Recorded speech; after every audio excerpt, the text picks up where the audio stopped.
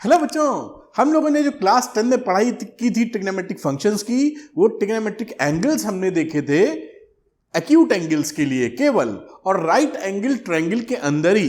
अब हम लोग इस बातों को एक्सटेंड करेंगे और हम ये देखेंगे कि ये जो ट्रिग्नोमेट्रिक फंक्शंस हैं, ये ट्रिग्नोमेट्री जो पढ़ी है, ये रेशियोज होते हुए सभी एंगल्स के लिए एप्लीकेबल करेंगे हम लोग, केवल एक्यूट एंगल के लिए नहीं। कोई भी एंगल हो, 30 डिग्री का एंगल हो, 300 डिग्री का एंगल हो, 3000 डिग्री का एंगल हो, और साथ में इन एंगल्स को डिग्री की जगह रेडियंस में भी लिखने की कोशिश करनी शुरू कर देंगे। कोशिश क्या, पढ़ेंगे ही। और ट्रिग्नोमेट्री को केवल रेशियो की तरह ना पढ़ते हुए आगे हम लोग इसको डील करेंगे ट्रिग्नोमेट्रिक फंक्शंस के तौर पर, जो हम पहले 2 चैप्टरों में पढ़ते हुए आए हैं कि फंक्शन किसे कहते हैं और किसे नहीं कहते हैं। चलिए इस बात को शुरू करेंगे। ये टॉपिक जो मैंने बताया, इसी को आज हम लोग समझेंगे। एनसीईआरटी में ये दिया हुआ टॉपिक है, मैं इसको बहुत ही सरल शब्दों में आपके लिए एक्सप्लेन करने वाला हूं। बस आपको थोड़ा सा एक बात सजेशन में देना चाहूंगा कि इन वीडियो लेक्चर्स को आप सीरियल वाइज या सीक्वेंस में देखिएगा, जिससे सारे कॉन्सेप्ट बहुत ही आसानी से आपकी समझ में आ जाएं और आपको कॉन्फिडेंस आए कि मैथमेटिक्स बहुत बढ़िया लग रही है और बहुत आसानी से आप सॉल्व कर पा रहे हैं। चलिए बात को शुरू करते हैं। जैसा आपने देखा कि चैप्टर नंबर 3 की बातचीत है और इसमें हम लोग बात करेंगे किसकी, ट्रिग्नोमेट्रिक फंक्शंस की। तो जैसा नाम ही दिया हुआ है, देखिए मैं बात को शुरू करूंगा 10 से एसोसिएट करते हुए। फंक्शंस की बात की है तो आखिर ट्रिग्नोमेट्री केवल रेशियो की कहानी नहीं रह जाती, ये फंक्शंस में बदल जाता है। कैसे बदलता है इसकी जिक्र करेंगे। जो 10th में आपने पढ़ा था वो पढ़ा था ट्रिग्नोमेट्रिक रेशियोज पढ़े थे। वो रेशियोज किसके लिए पढ़े थे बेटा? एक्यूट एंगल के लिए। एक्यूट एंगल क्या होते हैं? जो 90 डिग्री से छोटे होते हैं, ये आपको पता ही है। और कब था?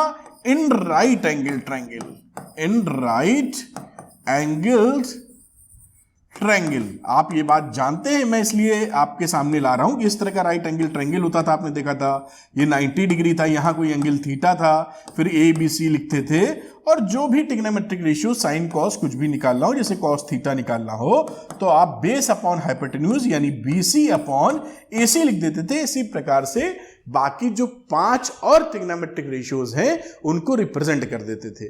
लेकिन ये बात पक्की थी, ये जो थीटा है ये भाई साहब एक्यूट है, मतलब 90 से छोटे हैं। ये क्या है? एक्यूट एंगल है भाई। 90 से बड़ा तो हो ही नहीं सकता, क्योंकि 90 तो एक बना ही हुआ है।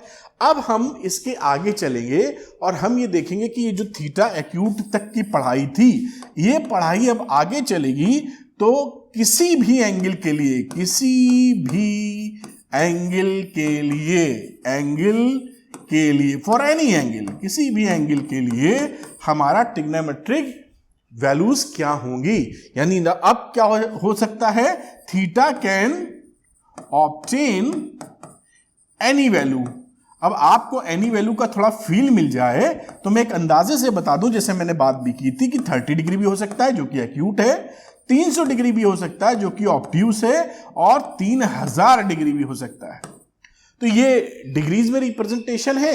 हम लोग आगे की चर्चा जो भी करेंगे, अधिकतर चर्चाएं वो रेडियंस में होंगी, यानी पाई में। जैसे कि मैं लिख दूं π/6, तो रेडियंस में एंगल्स को हम बातचीत लेके चलेंगे। ये बात भी ध्यान रखनी होगी, डिग्रीज में तो हम लोगों ने पढ़ी थी।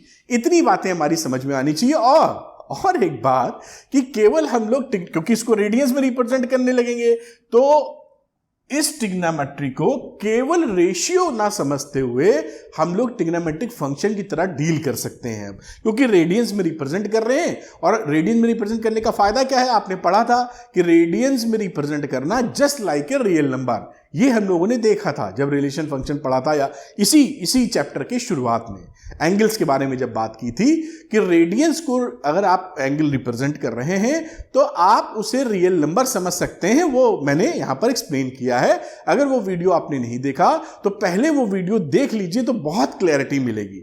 तो रेडियंस को जब हम लोग रियल नंबर की तरह ट्रीट करने लगेंगे तो ये जो ट्रिग्नोमेट्री थी, ये ट्रिग्नोमेट्रिक फंक्शंस की तरह बिहेव करेगी, कर सकती है, वो करेगी। इसी की स्टडी हम लोग करेंगे। फंक्शन क्या होते हैं आपको मालूम होगा पक्की तौर पर, नहीं मालूम तो वीडियो देख के एकदम कॉन्सेप्ट को मजबूत कर लिया जाए।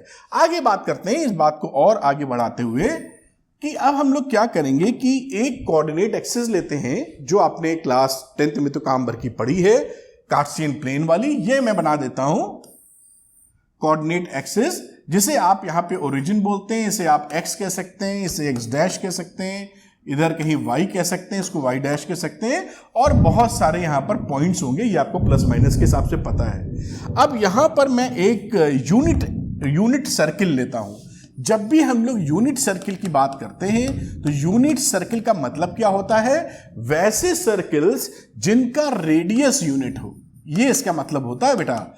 1 यूनिट लिख देता हूं। अच्छा, कई बच्चे सोचते हैं यूनिट का मतलब, तो भाई अगर आप लोग बना रहे हैं डायग्राम को सेंटीमीटर में तो 1 सेंटीमीटर समझ लीजिए, अगर डायग्राम को मीटर में बना रहे हैं तो 1 मीटर समझ लीजिए, और किलोमीटर में बना रहे हैं तो 1 किलोमीटर समझ लीजिए। ये कहने का मतलब है 1 यूनिट। समझाने के लिए, जैसे आपको लगे अरे ये बिल्कुल दुरुस्त बातें हैं, मेरी समझ में आती हैं। खैर, अब यहां पर हम यूनिट सर्किल ड्रॉ करेंगे जिसका सेंटर हमारा कहां पर होगा? At origin.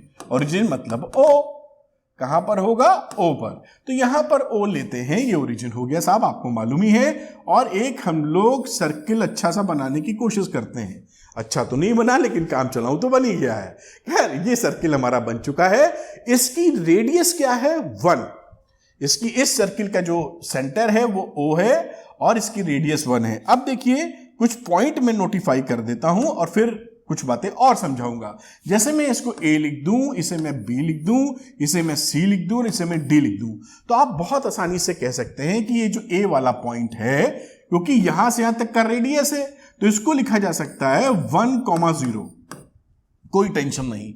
B की बात करेंगे तो इस तरफ है ना, दैट इज ऑल्सो रेडियस, तो यहां पर क्या लिख सकते हो? 0,1, क्योंकि x एक्सिस x वाला पॉइंट 0 है, y 1 है।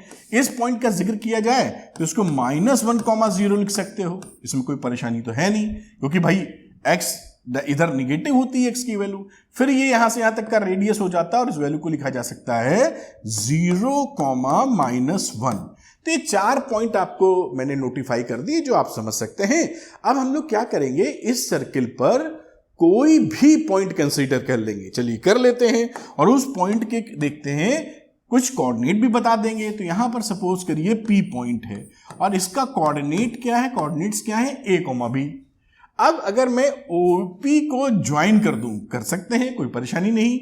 और इस OA से ये एक एंगल बना रहा होगा और मैं इस दिशा में अगर एंगल को मेजर करूं तो कह देता हूं कि ये x रेडियंस का एंगल बना रहा है।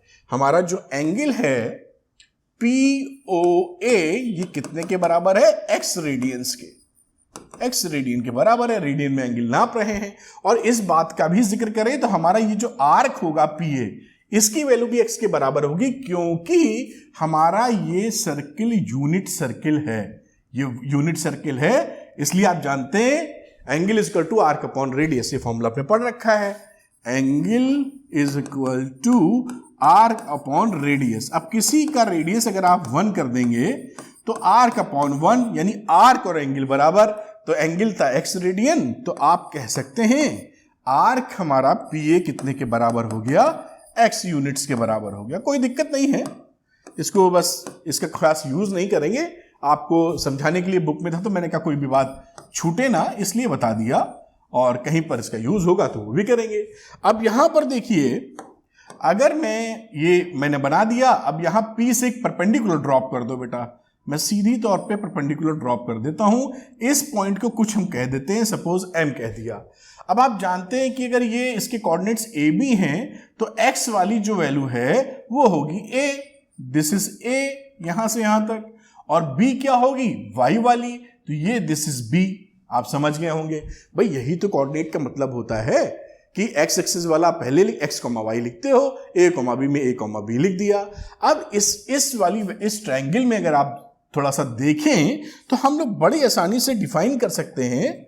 Now we can define easily. क्या इजिली भाई?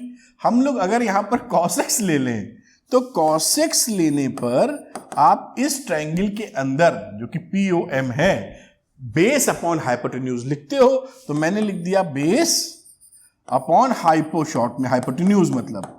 बेस क्या है इसका? Base is A। Colour change कर लेते हैं, बेस हो गया ए, और हाइपोटेन्यूज क्या है, एक यूनिट ओपी, आप देख पा रहे हो, है ना। या मैं इसकी जगह पहले ये मेंशन कर दूं तो एक कोई भी चीज मैं रिस्क नहीं लेना चाहता, आपको बहुत सुंदर तरीके से समझ में आए इस चाहत में हूं। तो बेस की वैल्यू ओएम लिख सकते हो पहले, और हाइपो की वैल्यू बेटा ओपी लिख सकते हो। अब ओएम की जगह आप लिख दो ए एंड ओपी की जगह लिख दो 1। दिस इज इक्वल टू ए। आप देख पाए हैं cos x की वैल्यू कितनी हो गई, ए। यानी जो एब्सिसा था, x, y लिखते हो ना, जो x की वैल्यू एब्सिसा बोलते हैं, जो एब्सिसा था वो cos x के बराबर हो गया। This is a is equal to cos x। इसी तरह अगर मैं sin x की बात करूं तो आप लिखते हो परपेंडिकुलर अपॉन हाइपो। अब परपेंडिकुलर क्या हो गया बेटा, वहां पर देख पा रहे हो pm, इसको थोड़ा सा ऊपर करेंगे, और हाइपोटेन्यूज इज ओपी। तो pm की वैल्यू क्या थी, b upon 1, that is b। तो यहां से हम ये जान गए, यहां पे मैं लिख देता हूं कि cos x की वैल्यू हमारी a के बराबर हो गई और sin x की वैल्यू हमारी b के बराबर हो गई। इस बात को हमने नोट कर लिया बहुत ही आसानी से, बिल्कुल मक्खन। ये बहुत हो गई cos और ये हो गया sin, इसमें कोई भी परेशानी नहीं है। और ऊपर से ये जो राइट एंगल ट्रायंगल था, इसमें पाइथागोरस तो लगेगी ही लगेगी, जहां राइट एंगल वहां पाइथागोरस। तो अगर पाइथागोरस थ्योरम अप्लाई कर दूं, मुझे थोड़ा सा छोटा करना चाहिए क्या, या मैं लिख देता हूं या फिर कर लूंगा। तो applying Pythagoras theorem, applying Pythagoras theorem in triangle, right angle triangle था कौन सा बेटा, POM लिख देते हैं, चलो आप समझ गए होगे, या OMP लिख दीजिए। कई लोग कहते हैं कि राइट एंगल ट्रायंगल का 90 वाला बीच में होना चाहिए। तो अभी आप 10th से आए हैं, धीरे धीरे आप समझ जाएंगे कि इंपॉर्टेंस किस चीज की है, OMP। ठीक है साहब। अब यहां पर मैं इस्तेमाल कर लेता हूं पाइथागोरस अप्लाई करते हुए, तो OM स्क्वायर प्लस MP square is equal to, लिख दिया आपने OP स्क्वायर। ये वैल्यू हो गई बेटा। इसको थोड़ा सा और ऊपर लेके चलेंगे हम लोग। अब ये OM स्क्वायर की बात करते हैं, तो OM स्क्वायर क्या है, यहां हमने देखा था कि OM की वैल्यू a के बराबर थी ना, OM की वैल्यू a के बराबर। डायग्राम ऊपर चला गया, वरना वहीं दिखा देते। आप देख रहे हैं यहां पर OM की वैल्यू a के बराबर है, तो इसको लिख सकते हो a स्क्वायर, और इसको MP की वैल्यू करो, MP is equal to b, तो b स्क्वायर, और OP कितना था 1, तो 1 का स्क्वायर। ये 1 कौन सी वैल्यू आई है, देखिए ये था हमारा a, ये था हमारा b, और OP था 1। बात समझ गए आप। तीनों वैल्यू हम लोगों ने लिख दी। इसको थोड़ा सा ऊपर ले जाते हैं, और यहां पर अगर आप देखें, अब a की जगह क्या मेंशन कर सकते हो, cos x, तो cos स्क्वायर x, और b की जगह मेंशन कर सकते हो sin square x, and that is equal to 1। और इस फॉर्मूले को तो आप 10th में पहचानते ही थे, sin square x plus cos square x is equal to 1। ये तो कोई भूलता ही नहीं बच्चा, इतना सरल भी है और इतना यूज भी करते हैं। तो एक आइडेंटिटी आ जाती है, फॉर्मूला है, आइडेंटिटी आ जाती है, जो आप इससे डराइव कर लेते हैं। देखिए रिलेशनशिप आ गई बिल्कुल बढ़िया तरीके से। तो अभी और बातें समझने की दिशा में आगे बढ़ेंगे हम लोग, कि और जनरल किसी भी एंगल के लिए, यानी x यहां पर एक्यूट होना जरूरी नहीं है, x कोई भी वैल्यू ले सकता है। 30 डिग्री की बात करें तो 30 डिग्री या 300 डिग्री या 3000 डिग्री कुछ भी ले सकता है। हम लोग x यहां पर क्या रखेंगे वैसे, रेडियंस में, क्योंकि रेडियंस में ही सारी चर्चा हम लोग कर रहे हैं। अब बात करते हैं, अगर हम लोग एंगल, अब इसमें देखिए इस फॉर्मूले में, इस डायग्राम में चले आते हैं। यहां पर अगर मैं चर्चा करूं तो सेंटर ऑफ द सर्किल है, और पूरा एक चक्कर लगाने पर हमारा जो एंगल बनता है बेटा, वो बनता है 2 पाई एक रिवोल्यूशन में। अगर हम A से स्टार्ट करें, अगर हम लोग A से स्टार्ट करें और पूरा घूम के A पर पहुंचे, तो कितना एंगल बनता है, 2 pi radian, 2 pi radian angle बनता है। इससे आप सहमत होंगे। तो अगर मैं O से लेकर B तक ही जाऊं तो एंगल कितना बनेगा, π/2, क्योंकि ये तो 1/4 है ना इसका, देख ही रहे हो 4 क्वाड्रेंट्स हैं। तो यहां पर अगर A to B जाऊं तो कितना एंगल बनेगा, π/2। तो मैं इसको लिख सकता हूं एंगल AOB, और इसकी वैल्यू कितनी हो जाएगी, π/2। बिल्कुल आसानी से लिख सकते हैं आप। इसी तरह AOC की बात करें अगर आप, तो एंगल हो जाएगा बेटा पाई AOC। ये सीधा हो गया। अब उसके बाद बात करें AOD की, अगर AOD ये एंगल, तो ये एंगल AOD कितना हो गया 3π/2, और वापस पहुंच जाओगे तो 2π तो हो ही जाएगा। तो अब ये जो π/2 के मल्टीपल्स हैं, ये देखिए सारे π/2 के मल्टीपल्स हैं। मैं थोड़ा साइड ले लेता हूं इधर और आपको दिखाऊं कि ये तो π/2 लिखा ही है, इस पाई को भी क्या लिख सकते हो 2 × π/2। ये बेसिकली π/2 के इंटीग्रल मल्टीपल्स हैं। तो इंटीग्रल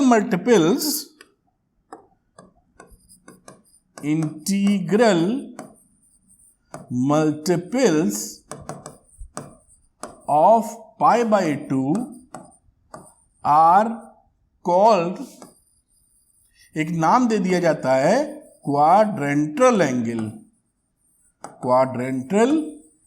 एंगल्स। ये नाम है, कोई विशेष बात नहीं है। तो ये आप समझ लीजिए कि π/2 का ये देखिए 1 से मल्टीप्लाई किया गया है, और ये 2 से, ये 3 से, और इसी के बाद जब 2π लिखोगे तो 2π को भी हम लिख सकते हैं कितना π/2 कर दो इंटू 4 कर दो। तो ये देखिए ये सब इंटीजर्स है ना, 1 2 3 4। तो अगर इंटीग्रल π/2 का कोई इंटीग्रल मल्टीपल होगा तो उसे हम लोग क्या बोलेंगे कि क्वाड्रेंटल एंगल्स हैं। बस नाम के लिए है, आप कोई बहुत अभूतपूर्व योगदान ये नहीं कर रहा है इसमें। खैर, बात को पकड़े रहना चाहिए। अब बात करते हैं कुछ एंगल्स की, यहाँ पर यहीं पर समझने का प्रयास करते हैं। देखिए कितने आसानी से समझ में आता है। मैं थोड़ा सा इसको और साइड ले लेता हूँ, इस डायग्राम को ज़रूरत पड़ेगी बताने में, इसलिए लेके चल रहे हैं। अब यहाँ पर देखिए, अगर आप cos 0 ले लें, cos 0 का मतलब x की वैल्यू 0 कर दो तो cos 0 हो जाएगा। तो cos 0 में OA तक ही रहेंगे भाई, कुछ एंगल चले ही नहीं है। तो ये OA हिस्सा कितना है, A के बराबर, और A किसके बराबर है, cos x के बराबर। ये तो हमने देखा ही है, हमने तो ये देखा ही था कि A बराबर cos x है और B बराबर sin x है। ये तो हमने भी बनाया ही है हिसाब किताब। तो जब x की वैल्यू 0 कर देंगे, यहां पर OA की बात कर रहे हैं, तो x मतलब x की वैल्यू 0 कर दोगे तो OA आ जाएगा। OA is equal to A है 1, तो आप लिख सकते हो cos 0 degree is equal to 1।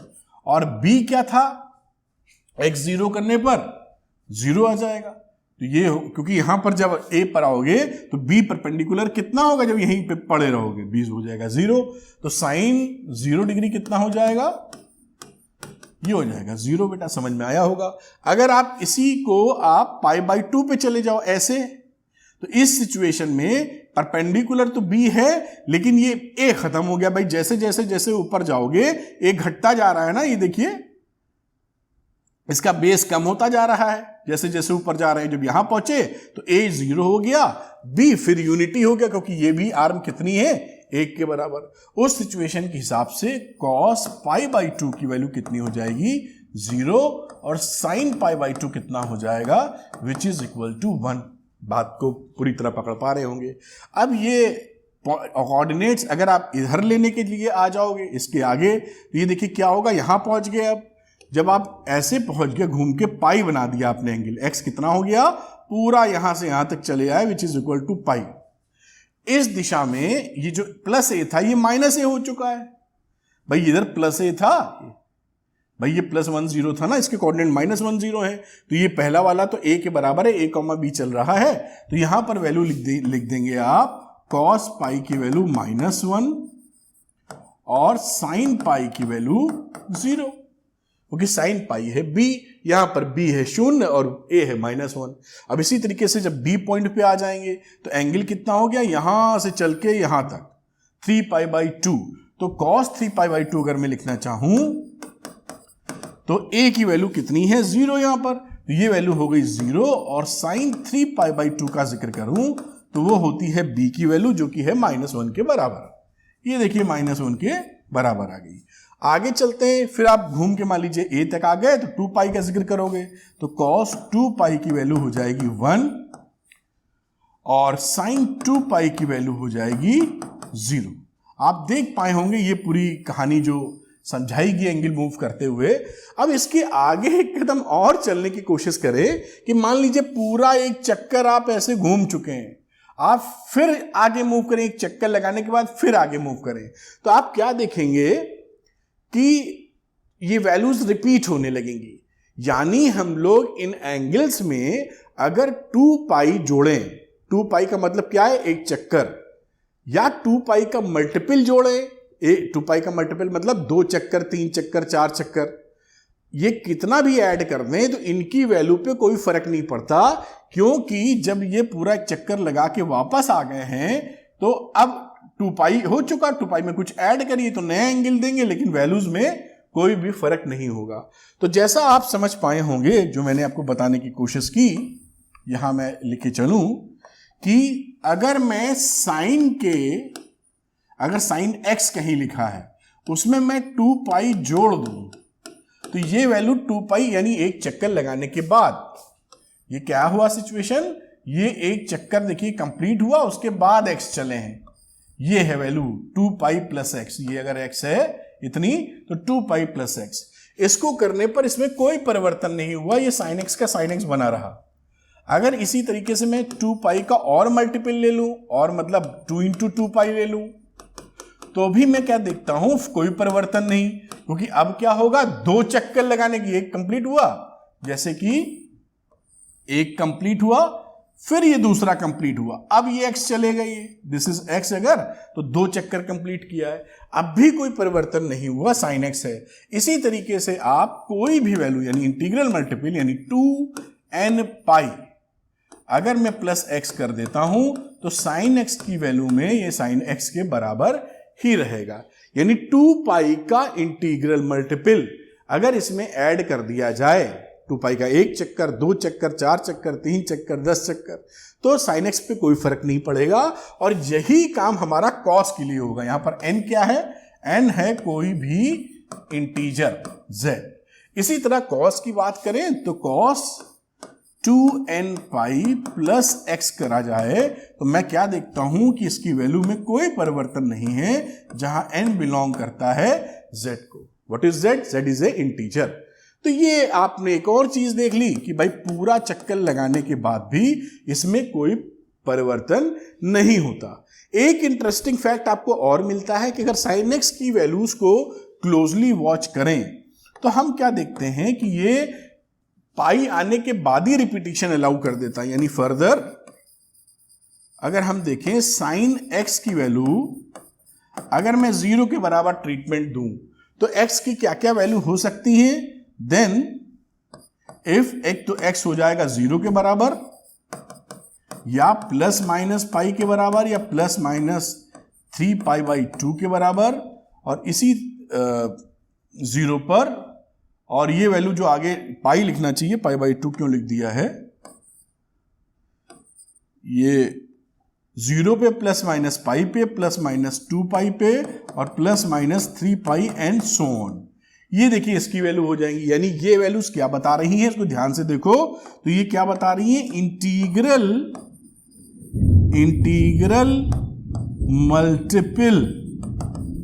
Multiple of पाई। देख पाए हैं पाई भाई 1 से मल्टीप्लाई किया प्लस माइनस 1 से वगैरह वगैरह। तो यहां पर हम लिख सकते हैं कि x की वैल्यू कितने के बराबर है, n pi, where n belongs to some integer. तो यहां पर कहीं पर भी अब यह बात पकड़ में आ रही होगी कि साइन x बराबर अगर 0 लिखा है तो इसका मतलब है कि x बराबर n पाई होगा, जहां पर n बिलोंग करेगा कोई इंटीजर। ये केवल 10th वाली बात नहीं रहेगी कि ये केवल sin x बराबर 0, तो x एक एक्यूट एंगल है, दैट्स ऑल। बात पकड़ में आए ना, तो क्योंकि उससे आगे निकल चुके हैं हम लोग। तो sin x बराबर अगर 0 है तो x की वैल्यू होगी n pi, n belongs to integer. आगे बात करते हैं इसी तरह cos वाली वैल्यू की। अगर मान लीजिए cos के केस में इसको थोड़ा ऊपर लेके जाते हैं, जो बातें आप सीख पा रहे होंगे। यहां अगर मैं if cos x is equal to 0, इस कंडीशन में x कौन सी वैल्यू होल्ड करेगा, तो x वैल्यू होल्ड करेगा plus minus pi by 2, plus minus 3 pi by 2, plus minus 5 pi by 2 and so on, है ना। अब यहां ये क्या है, इसको ध्यान से ऑब्जर्व कीजिए। जहां पर आपको साफ दिख रहा है कि ये क्या है, odd multiples of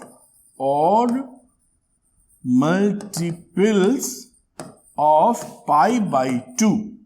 odd multiples of pi by 2 कैसे रिप्रेजेंट किया जा सकता है, तो आप लिख सकते हैं x is equal to 2n+1, odd number हो गया, pi by 2 where n belongs to some integer. इस तरह से रिप्रेजेंट, n की वैल्यू इंटीजर का मतलब 0, 1, 2, 3, 4 और 0, -1, -2, -3 कुछ भी वैल्यू पुट कर देंगे तो ये वैल्यू निकल आएगी।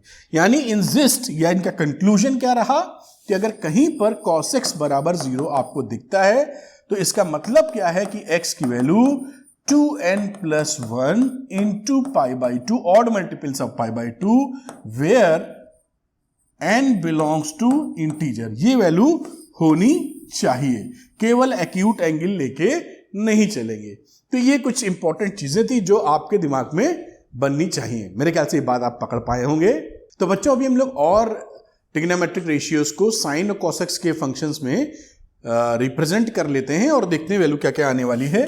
तो मैं इसको ऊपर करता हूं और सपोज करिए मैं डिफाइन करना चाह रहा हूं, रेड कलर तो है ही हमारे पास, cos x की वैल्यू, तो मैं cos x को लिख सकता हूं 1/sin x, क्योंकि मैं sin x and cos x के फॉर्म में ही सबको रिप्रेजेंट कर रहा हूं। अब इसको cos x को डिफाइन होने के लिए sin x 0 नहीं होना चाहिए, तो sin x अगर 0 नहीं होना चाहिए तो इसका मतलब क्या है, इसका मतलब है कि हमारी value x does not equal to n pi होनी चाहिए। अगर हमारी value n belongs to some integer लिखना चाहिए, बार बार ऐसा क्यों हो रहा है n बिलोंग्स टू इंटीजर, तो ये sin x does not equal to 0, क्योंकि अगर ये 0 हो गया तो 1/0 इंफिनिटी हो जाएगा, तो ये फंक्शन डिफाइन नहीं रहेगा। और sin x 0 ना हो, इसके लिए एंगल की कहानी क्या होनी चाहिए, तो एंगल n x की वैल्यू n पाई के बराबर नहीं होनी चाहिए। अभी हम लोग डिस्कस कर चुके हैं। बात करते हैं cos x के अलावा sec x की। सपोज करिए तो sec x का सिंपल मतलब है 1/cos x, ये आप जानते ही हैं। यहां पर भी बात क्या हो जाएगी कि cos x हमारा 0 नहीं होना चाहिए। इसका क्या मतलब है, इसका मतलब है कि हमारा जो एंगल है वो odd multiple of pi by 2 नहीं होना चाहिए। अभी हमने देखा था 2n+1 इंटू पाई बाई 2, जहां पर where n belongs to some integer, ये नहीं होना चाहिए, बस डिफाइन हो जाएगा। आगे बात करूं tan x की, अगर तो tan x की वैल्यू होती है sin x upon cos x, और ये डेफिनेशन कब ट्रू होगी, जब cos x 0 ना हो। ये कब ट्रू होगी, जब cos x 0 के बराबर ना हो, यानी x की वैल्यू 2n+1 पाई बाई 2 के बराबर नहीं आवे। बस कितना सरल है ये सब, कोई सब लिंक्ड है। एक बात अगर आप समझते चले जाएंगे तो सारी परतें खुलती हुई चली जाएंगी। बस एक सीधा पकड़ना है कॉन्सेप्ट क्लैरिटी के साथ। अब cot x की बात करें तो इसी का उल्टा होता है, cos x upon sin x। अब यहां पर आप समझ गए कि sin x की वैल्यू 0 नहीं होनी चाहिए, तो sin x की वैल्यू 0 नहीं, क्योंकि 0 हो गई तो समथिंग अपॉन इंफिनिटी और वो डज नॉट एग्जिस्ट वाली कंडीशन खड़ी हो जाएगी। तो x की वैल्यू n पाई के बराबर नहीं होनी चाहिए, वेयर आप जानते ही हैं n belongs to some integer.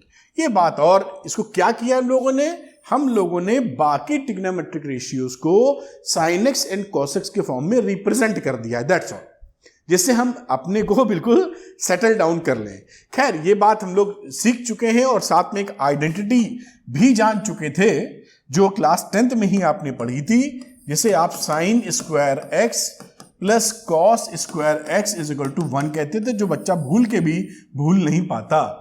अब इसी को बाकी जो आइडेंटिटी थी वो भी आप प्रूव कर सकते हैं, जैसे 1 + tan square x is equal to cos square x sec square x। अब ये कैसे आया, sin 10 की जगह आप पुट कर दीजिए sin cos, उसमें क्या बात, कौन सी स्पेशल बात है, आप जानते ही हैं। देखिए मैं करके दिखाता हूं, ये रहा sin square x upon cos square x, ये LHS लिया है। अब यहां पर आप LCM ले लेंगे तो हो जाएगा cos square x plus sin square x, और नीचे वैल्यू हो जाएगी cos स्क्वायर x ऊपर आप जानते हैं sine square x plus cos square x value होती है 1, तो 1 अपॉन कॉस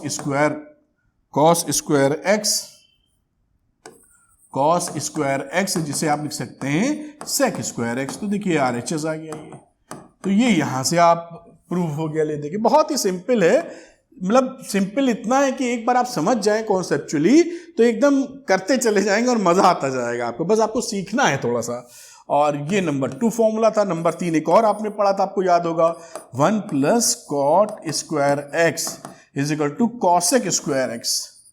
अब इसकी बात देखें ये कैसे हो गया, आप समझ गए होंगे। इसको प्रूफ करना और भी आसान, 1 plus cos square x upon sine square x, ये LHS लिया है आपने, और ये वैल्यू हो जाएगी sine square x plus cos square x upon sine square x, और ये वैल्यू हो गई 1 अपॉन साइन स्क्वायर एक्स जो कि हो जाएगा कॉसेक स्क्वायर एक्स। ये RHS आ गया, बस प्रूव हो गया, इसमें है ही क्या। अब कुछ एंगल्स के दर्शन करा देते हैं जो आपने पढ़े थे, थोड़ा एक्यूट के आगे भी बढ़ जाएंगे 90 के। तो टेबल बना देता हूं और कुछ आपको याद भी करा दूंगा। साइन कॉस टेन बना लेते हैं जैसे बुक में बना हुआ है, बाकी आप फॉर्मूला लगा मतलब उनका रिलेशनशिप को इस्तेमाल करके एंगल इस्तेमाल कर सकते हैं। तो यहां मैं कुछ एंगल्स की वैल्यू लिखने की कोशिश करूंगा और ऐसे टेबल बना लेते हैं। पहली टेबल दे देते हैं कुछ एंगल्स। यहां पर सपोज पहली बात मैं साइन की करने वाला हूं, तो साइन लिख रहा हूं, यहां एंगल्स होंगे, तो मैं एंगल्स के लिए ऐसे नोटिफाई कर देता हूं, 0 लिख देता हूं इसको। फिर अगली वैल्यू लिख देता हूं π/6 रेडियंस में लिख रहा हूं। फिर अगली वैल्यू लिख देता हूं, ये 30 डिग्री हो गई।